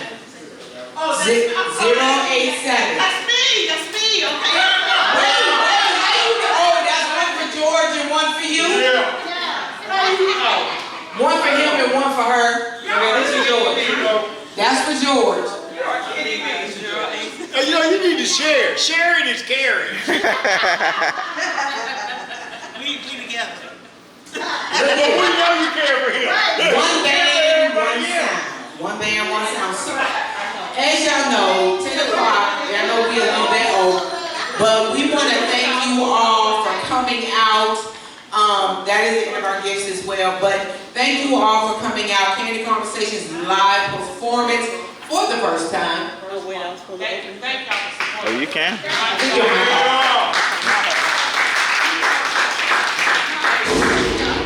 Thank you so much for supporting us. Our first live performance, our first live show. We're going to come back again. We're going to try to do this again in the fall. Hope to see you all there. Tell a friend. Listen to us tomorrow night from 10 p.m. to midnight, 88.3 FM. Yes. So yes, and if you look, we just got our 2-hour show right now. So 10 to midnight, 88.3. We'll be talking about this as well as Kandid Konversations on YouTube. We'll eventually have this video if you want to go back, if you want to share it. And we're going to have a couple of just questions. Shonda's going to come with the cameraman, and she's just going to ask how you enjoyed the show. You can say yay or nay. If you didn't enjoy the show, tell us what we need so we can improve. Yeah, tell us what you want to see next time. Also, tell us any topic you want us to talk about on the radio. So again, thank y'all so much, and give yourselves a round of applause. Yes. I'm coming immediately to this single right here. Y'all have been so active tonight, so y'all stay there as well. How did you enjoy this evening with Kandid Konversations? I liked it. It's my first podcast, live podcast. So I love it. Thank you. And can you tell us your experience tonight? You gave us a lot of questions and answers. Is there anything that you would like to see them do better for next time, or was this night exceptional? And she won a lot of prizes. A lot. If you want to share one of those, let us know. No. Yes. I think that this was really great. I'm glad you guys took it live so the people can see your faces instead of just hearing your voice on the radio. Absolutely. I'm looking forward to the next. Thank you so much. Same question to you. We're going to ask you, how about your experience tonight? And if there's something you'd like to see new for the next show. Yes, I definitely enjoyed this experience. I always enjoy talking and engaging in conversation. And just meeting, new people, different ones, a different perspective. Different, because I was redirected. You helped redirect my thoughts. Oh, yeah. Hey, Also, that helped out. What I think could be more prizes given. Yes, ma'am. And also, vendors, that when you have vendors, have that information, maybe a list out, we will be able to grab it, or, QR code so that we can have it, with us, so we can be able to support those businesses, because that's what it's about, us supporting one another. If you do not get no glasses, that's my business. Please go over there and get a card, because I have everything online. I do accept. So, I do not do regular vision insurance. However, I do flexible spending and health savings cards. So, if you have flexible spending or health savings, I take those. We will cover your glasses and your prescription. I enjoyed it. I really, really did. I enjoyed. Why are you looking like that, cuz? Because you're talking. It's going around. I was talking, not on this, but on here. But I enjoyed it. But the next time, I think maybe we should do some dancing or something, intermission or something. You know, play some music and do a little dance. Got you. All right. And the DJ can throw on some music while we talking. I truly enjoyed myself. I didn't know what to expect. I really liked the interaction that you all provided with the audience, the back and forth. I really liked that. It wasn't just about you guys talking. So yes, I enjoyed myself. I can't wait till the next one.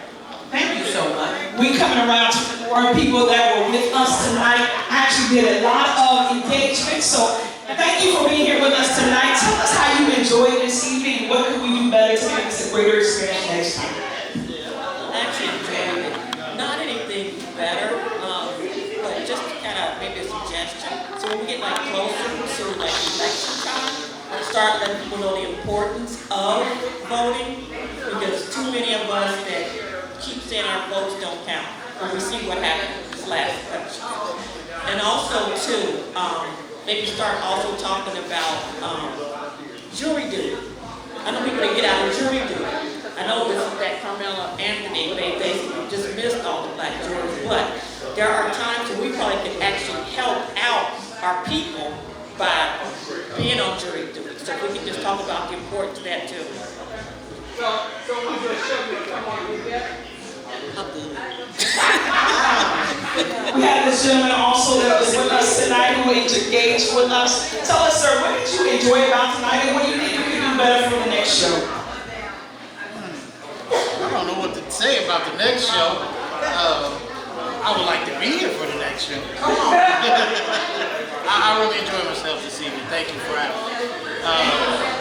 Yeah, very informative engagement. Y'all made me laugh, smile. I enjoyed the experience. It was really good. Thank you so much. Thank you for having me. Shout out to my family. We're coming over to George. You engaged a lot tonight, so if you would like to share with us, what was your experience tonight and what do you think we could do better to make the next show a great success? These are conversations I've had with her over the years. This was great. This was great. I hope the next one can be like outside on Fountain Square during the jazz festival. Come on and claim it for us. Or, you know, a bigger crowd. This was a small crowd like this. It was good. I can imagine what it would be with hundreds of people. I'm proud of you, Mona. Thank you, baby. Come on and claim that for me. I'll share. Again, similar question. Tonight was amazing. What did you think about tonight? What could we do better to make the next one a greater experience? I did enjoy. Come on, brother. Don't make it. I know you're crazy. I had a good time. I really enjoyed it. It was fun. You know, I like the intermission where we listen to music, and you did the shout outs to the black businesses that we weren't aware of, that we got exposed to, and sharing relationship comments and conversations to help us grow as black people, as a black community. What I like to see different is volume, more people, you know, getting out there and reaching the tri-state. Come on.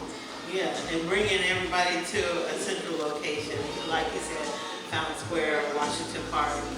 It would be nice to have like a panel of people talking about different things. In the most high name, I say amen.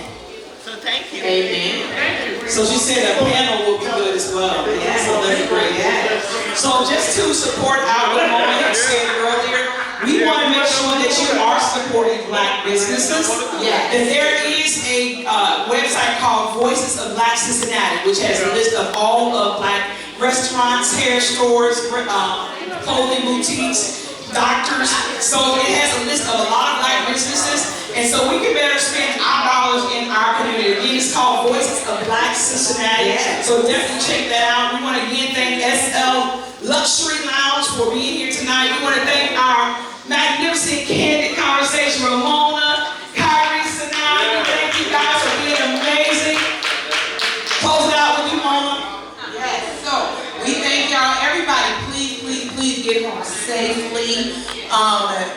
let you all know for the next one as well, when our next event is. This has been amazing for us. This was our first. Kyrie, what we got? John Country, thank you so much. We appreciate you, man. Come on in. I just want to say thank you for coming out, thank you for supporting, and tune in to us like every Saturday that you can, 88.3 FM. There's also an app, WAIF app, that you can tune in as well. And we're there every Saturday from 10 p.m. to midnight. Tune in for conversations like this and more. But I will be more calm because Mona will be able to whip. So, You see how he treat me? It's so nice to meet you too.